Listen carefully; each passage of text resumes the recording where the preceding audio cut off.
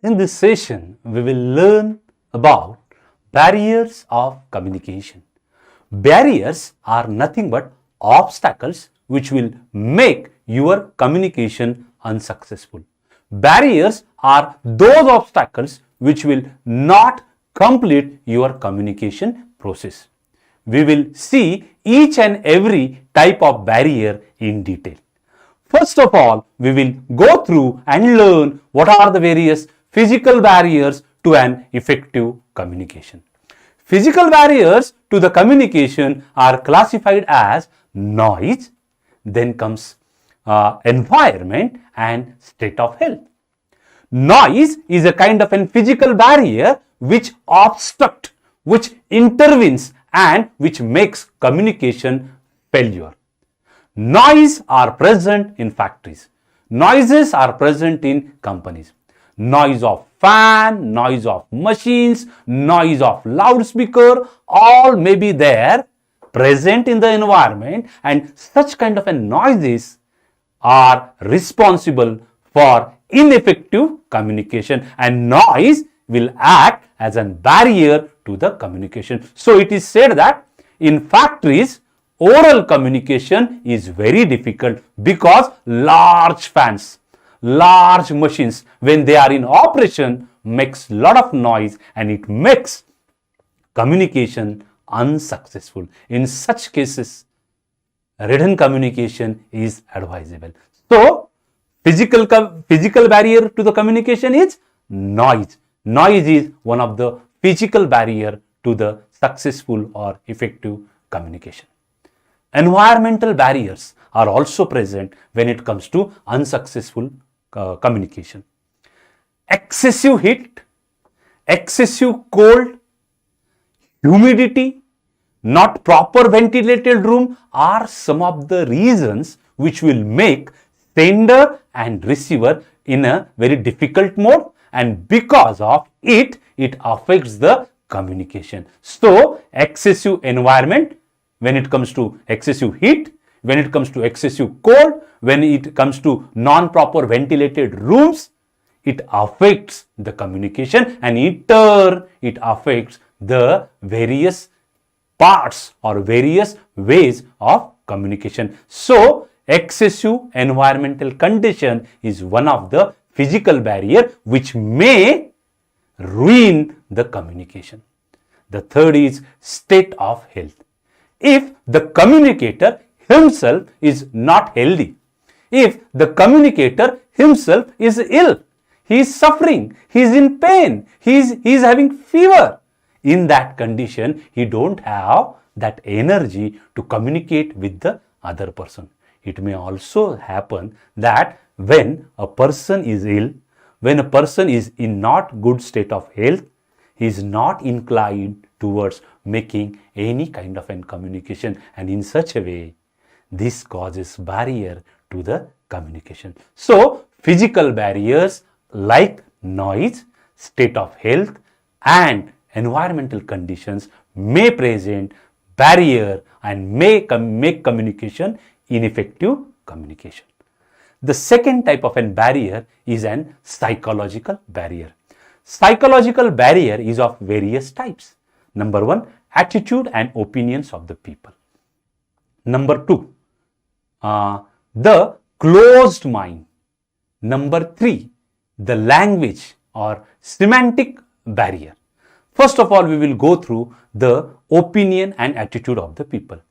When the message is conveyed to the audience, and if the message is favorable from the point of view of an audience, they give positive response to such kind of an messages.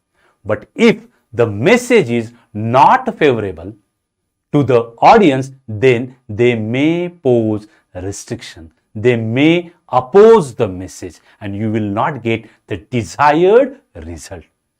Such kind of a barrier is called as attitude and opinion barrier. It may happen that when a principal announces lecture series on Sunday, which is an vacation period for students and teachers also. So such kind of a message is taken adversely by even students also. So Such kind of a barrier is called as psychological barrier.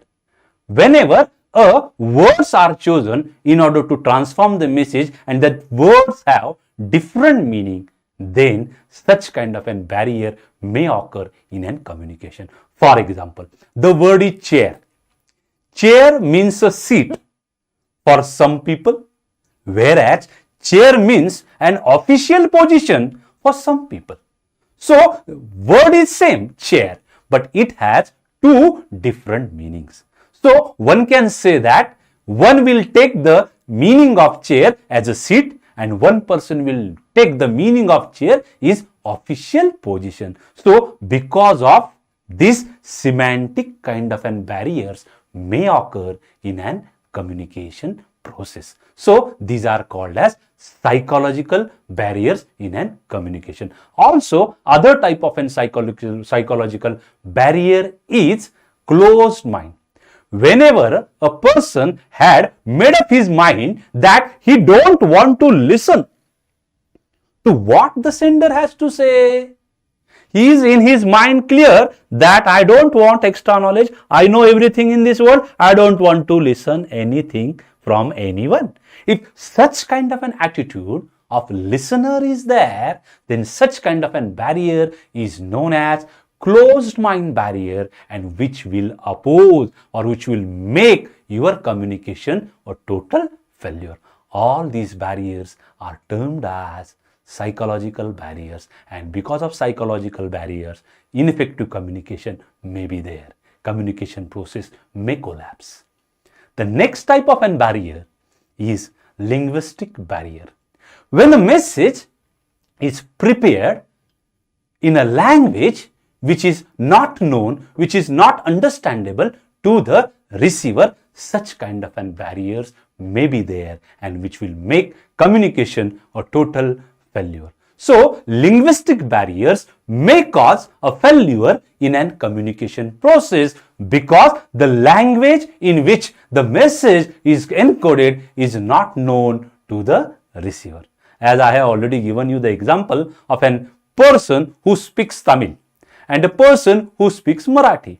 Whenever a Tamil person construct a message in Tamil language and transform it to a Marathi person, and Marathi person doesn't know Tamil, language barrier may be there in the communication process.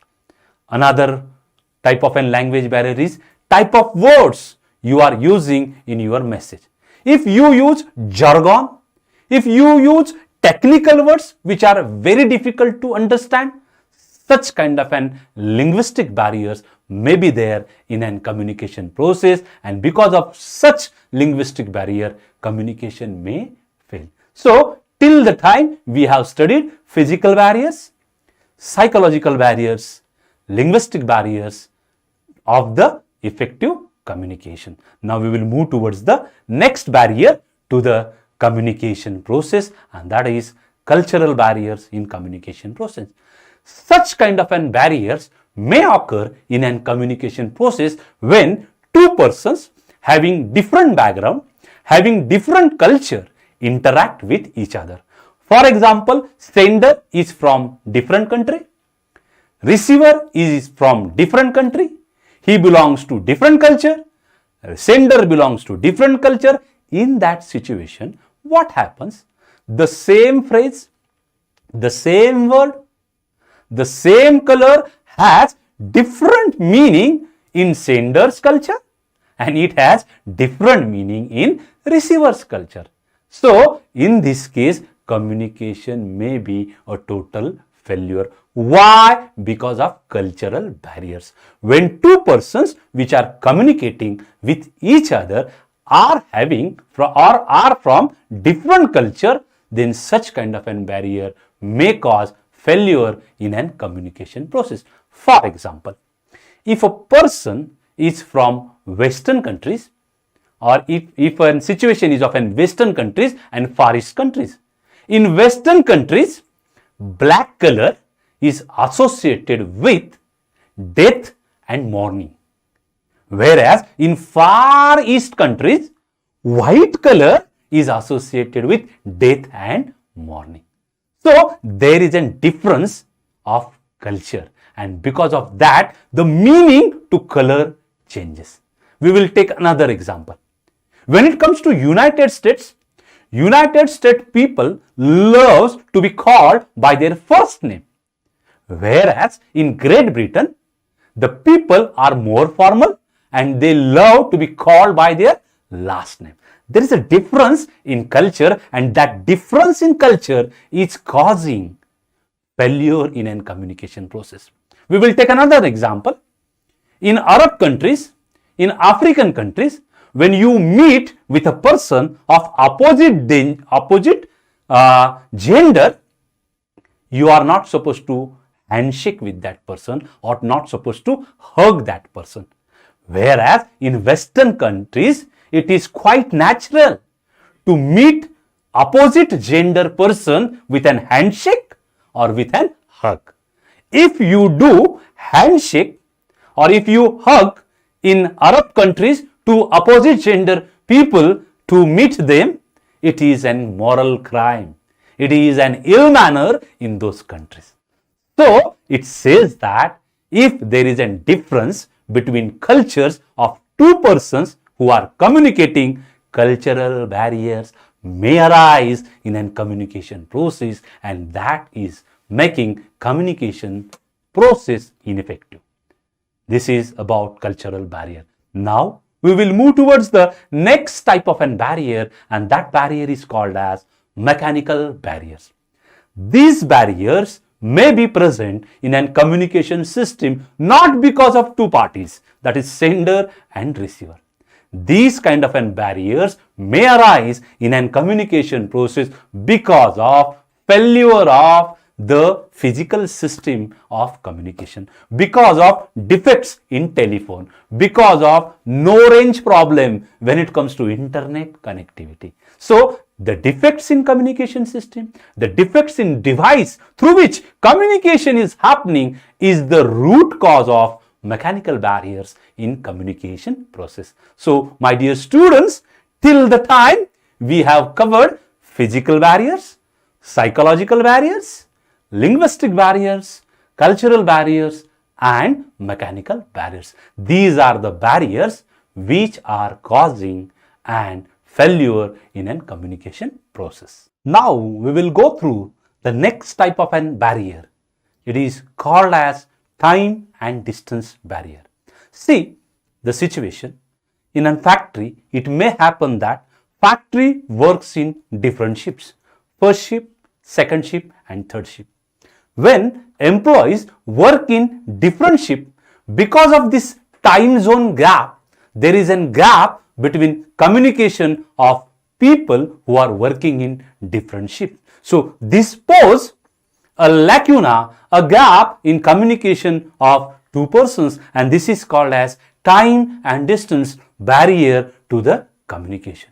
It can also be explained with the help of an situation where the sitting arrangement in a room is made such that it is highly difficult to interact with each other. So this sitting arrangement is termed as, which is making impossible for the persons to interact easily with each other, makes that communication difficult, and it is called as time and distance type of an barrier, which may cause difficulties for successful communication. The next type of an barrier to the communication is organizational inadequacies. For example, in a business organization, if there are too many layers of organizational hierarchy in an organization, or if there are long lines of communication in a business organization, such kind of an long lines, long chains of communication makes that communication a total failure. See, when there are many years through which communication flows, board of directors, then managing directors, then CEO, then senior general manager, then general manager, then manager, or we will say senior manager, and then manager, assistant manager, executives, supervisors, foreman, then workers, helpers. If there are too many layers present in an organizational hierarchy, and when communication flows from top to bottom or from bottom to top, it may happen that whenever a communication flows from one level to the other level, lot of additions are done into the message and lot of deletions are done into the message. Message is filtered. Whenever upward communication happens, that whenever a subordinate reports to the superior, subordinate will construct the message in such a fashion that his impression will be there in front of his superior, and he will avoid the things in the message which will not be giving good impression about himself to the superior. In the same way, whenever a message flow from top to bottom, every person on different layer tries to give the message to the other layer which will be favorable to him, and in this way original message is distorted, original message is omitted, original message is filtered, and because of this too long chain of communication, original message doesn't receive at the end, and such kind of an barriers are happen in a communication process because of organizational inadequacies. The next type of an barrier to the communication is information overload. This barrier is facing by many of us nowadays with the social media. If you see WhatsApp messages daily on different groups, it will be in thousands, it will be in 2000, and in some of the very active groups, the WhatsApp messages are more than 3000, 4000 messages a day. Are you able to go through each and every message which you receive on your WhatsApp? No. Why? Because there is too many information, too many messages, and very less time, and because of that the receiver of the message is not able to cope with the pace of messages he or she is receiving. So in business organizations also, if too much information is provided to the superior, or if too much information is provided to subordinate, it is very difficult for superior and subordinate also to deal with such kind of an over information. So it is said that the information must not be too large, it must not be too small.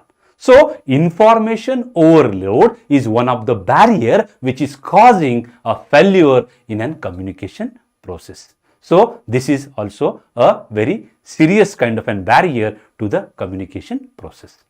The next type of a barrier in communication process is transmitting barrier. Whenever a letter is drafted and transmitted to the other person, and if there are lot of errors, lot of spelling mistakes in that letter, the reader's attention will shift from the content and it will be focused on how many mistakes that has been done in the letter. Also consider one situation. A superior asks subordinates, come here and submit report as early as possible. Now because of submission of report in a very less time, there is a confusion in mind of an subordinate. What is that confusion? Whether he should emphasize on speed because he wants to submit report as early as possible, or if he wants to emphasize on accuracy. If he emphasizes on accuracy, he will not be able to submit the report in that day only.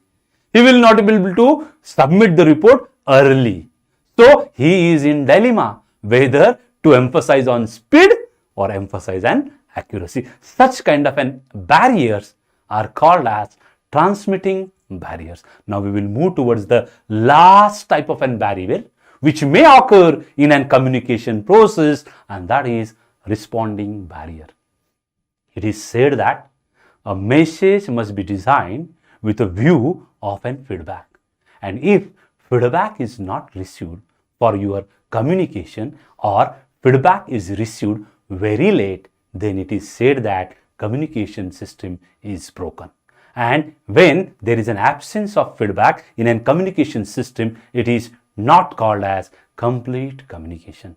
In order to have a successful and complete effective communication, proper and timely feedback which is expected by the communicator must be received, and then only we can say that communication is successful communication. My dear students, till the time we have studied different types of barriers which are causing disturbance in communication process. This is all about barriers to communication.